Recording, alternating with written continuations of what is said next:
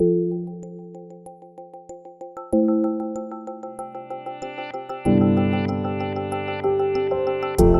revue personnelle et la NDRH me font un grand plaisir en couronnant l'ouvrage que j'ai écrit avec Laurent Alexandre.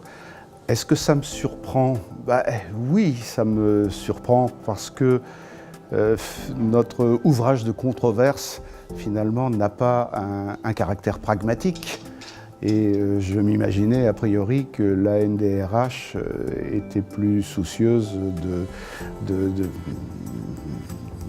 d'un ouvrage qui pouvait éventuellement rendre des services. Vous savez, extérieur à l'entreprise, on a souvent l'idée que les DRH sont à la recherche quand même de quelque chose qu'on appelle un peu vulgairement la boîte à outils destinée à optimiser le fonctionnement d'une entreprise. Donc j'ai été d'abord très surpris, et puis après avoir entendu les uns et les autres, après avoir dialogué un petit peu avec des DRH ici, je me suis rendu compte qu'il y avait fondamentalement une profonde sympathie entre le point de vue qui est le leur et le point de vue qui est le mien. Je m'aperçois qu'ils ont la conviction qu'il est urgent de défendre l'humain dans un contexte où l'intelligence artificielle va prendre de plus en plus d'importance et va nous déresponsabiliser, va nous ôter de plus en plus l'initiative. Le message que j'aimerais bien transmettre au DRH serait à peu près le suivant.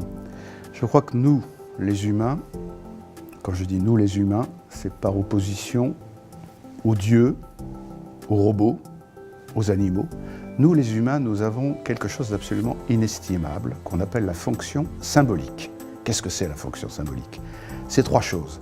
C'est le fait que nous ayons un langage qui nous permet de dire les choses qui ne sont pas là.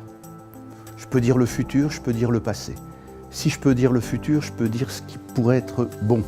Si je peux dire le passé, je peux dire ce avec quoi il faut éventuellement rompre, faire son deuil, etc.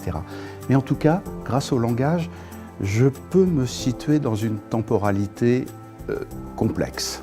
Première chose. Deuxième chose, nous sommes humains parce que nous sommes toujours capables d'interrompre une communication. Ça, c'est très important.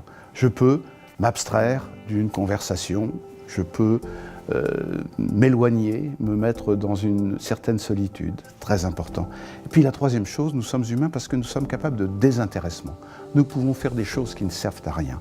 Et on peut dire que, en gros, l'essentiel de notre culture humaine, c'est le résultat de cette aptitude au désintéressement. Eh bien, ces trois choses-là, elles sont fondamentales. Et si notre monde les menace, alors c'est la catastrophe. Et notre monde les menace. Les technologies veulent en finir avec notre langage, au sens où le langage nous permet de prendre de la distance par rapport aux choses. On veut de la transparence avec les technologies, on veut de la réactivité, on veut bref, on veut que les mots ne servent qu'à dire les actions, etc. On est dans une espèce de pragmatisme qui évacue la composante humaine du langage. Notre société nous impose continuellement d'être dans de la communication, dans des réseaux, dans des organisations. Bon, et ça, c'est très menaçant pour ce qui est humain en nous. Et puis, en dernier lieu, notre société est très peu capable de désintéressement, puisque tout doit servir à quelque chose, tout doit pouvoir être optimisé, tout doit pouvoir rapporter quelque chose. Donc, mon message au DRH, c'est de dire cette fonction symbolique qui nous est très précieuse parce qu'elle nous permet de n'être pas des animaux collés aux choses dans l'immédiateté, de n'être pas des machines assujetties à des signaux et contraintes toujours à réagir, eh bien c'est le plus important. Alors, on ne sait pas, il n'y a pas de recette absolue pour obtenir que la fonction symbolique soit préservée. Mais je crois que c'est ça qu'il faut avoir présent à l'esprit.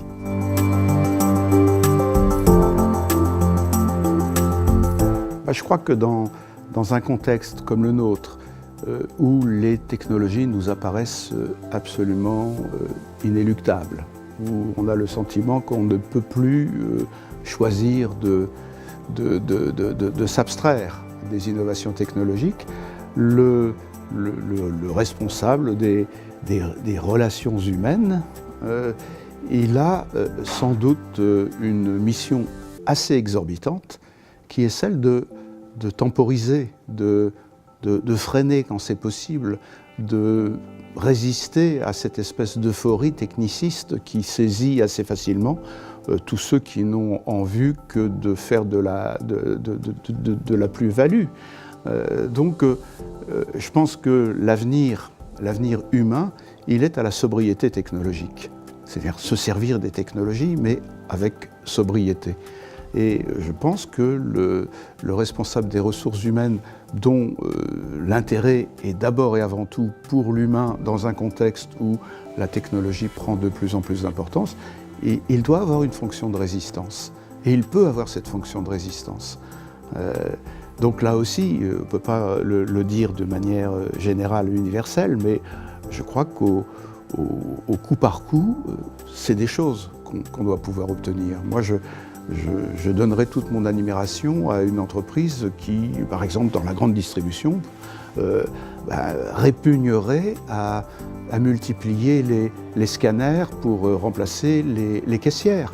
C'est facile de mettre des scanners à la place des caissières. Ça limite effectivement un certain nombre de coûts, mais en même temps, humainement, c'est dramatique. C'est pas simplement dramatique parce que ça supprime des emplois, c'est dramatique parce que ça habitue les clients à ne plus avoir affaire qu'à des machines qui leur donnent des injonctions, et ça, c'est à terme dramatique.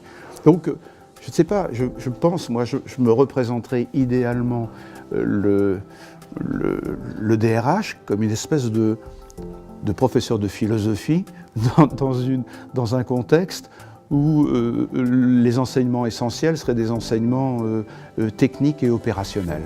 Voilà. Bon, dans un contexte où une université de technologie ne voudrait que de l'efficacité, on introduit, comme à Compiègne où j'ai enseigné longtemps, on introduit de la philosophie pour se donner la possibilité de la prise de distance, de voir les choses latéralement et éventuellement de se donner un peu l'utopie. Eh bien, pourquoi ne pas imaginer que le DRH exerce dans l'entreprise ce rôle, cette mission, cette vocation?